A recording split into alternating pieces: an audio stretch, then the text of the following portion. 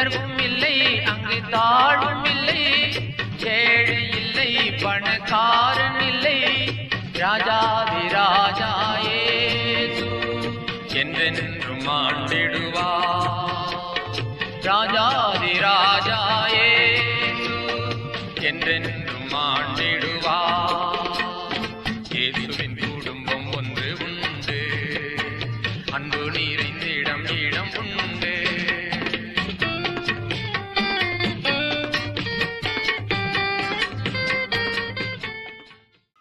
கர்த்தருக்குள் அன்பானவர்களே, அனுதினமும் கிறிஸ்துவுடன் தியான வேளைக்கு உங்களை அன்புடன் அழைக்கிறோம்.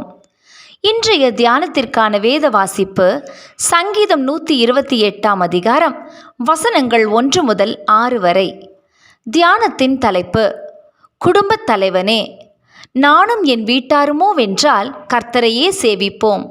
யோசுவா 24 அதிகாரம் வசனம் 15. குடும்ப வாழ்க்கை கர்த்தரால் ஏற்படுத்தப்பட்டு ஆசீர்வதிக்கப்பட்ட ஒன்று.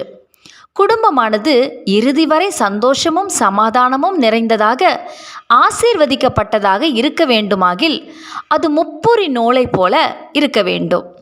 முப்புரி நூல் சீக்கிரம் அறாது என பிரசங்கி கூறுகின்றார். பிரசங்கி 4 அதிகாரம் வசனம் 12. ஆம், குடும்ப வாழ்க்கையும் இந்த முப்புரி நூலை போன்றதே. கடவுள், கணவன், மனைவி என 3 நூல்களும் இணைந்து செயற்பட்டால் மாத்திரமே அந்த குடும்பம் எப்போதும் உறுதியுடன் நிலைத்திருக்கும். இந்நாட்களில் கர்த்தருக்குள்ளாக ஆரம்பிக்கப்பட்ட குடும்பங்களும் கூட சில உடைந்து போன நிலையில் காணப்படுகின்றன. சில குடும்பங்களில் வெளியரங்கமாக பிரச்சனை ஒன்றும் இல்லாதது போல காணப்பட்டாலும் உள்ளுக்குள்ளே பல விரிசல்களும் கீறல்களும் காணப்படுகின்றன. இதற்கு என்ன காரணம்? பலர் இதற்கு பலவிதமான காரணங்களை முன்வைத்தாலும் இவற்றிற்குரிய அடிப்படை காரணம் பாவமே என்பதை மறுக்க முடியாது.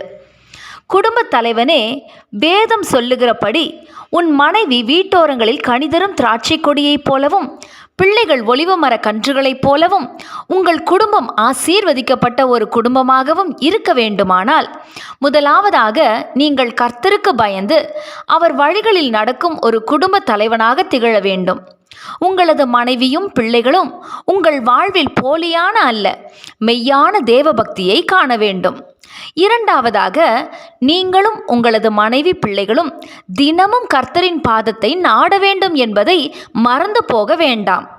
நானும் என் குடும்பமுமோ வென்றால் கர்த்தரையே சேவிப்போம் என்ற தீர்மானம் உங்கள் உள்ளத்தை ஆட்கொள்ள வேண்டும். தேவ பிள்ளையே, இந்நாள் வரை உங்கள் குடும்பத்தின் ஆவிக்குரிய நலனை குறித்து ஏதாவது அக்கறை எடுத்தீர்களா? அல்லது வெறுமனே உலக ஆசீர்வாதங்களை மாத்திரம் வாஞ்சித்து உலக ஐஸ்வர்யத்தை மட்டுமே சேர்க்க முற்பட்டீர்களா? அப்படியானால் இப்போதே மனம் திரும்பி கர்த்தரிடத்தில் மன்னிப்பு கேளுங்கள். குடும்பமாக கர்த்தருக்கு பயந்து அவர் பாதையிலே நடக்க உங்களை ஒப்புக்கொடுங்கள். கர்த்தர் நிச்சயம் உங்கள் குடும்பத்தை ஆசீர்வதிப்பார். கர்த்தருக்கு பயப்படுகிற பெரியோரையும் சிறியோரையும் ஆசீர்வதிப்பார். சங்கீதம் 115 அதிகாரம் வசனம் 13. ஜெபம் செய்வோமா?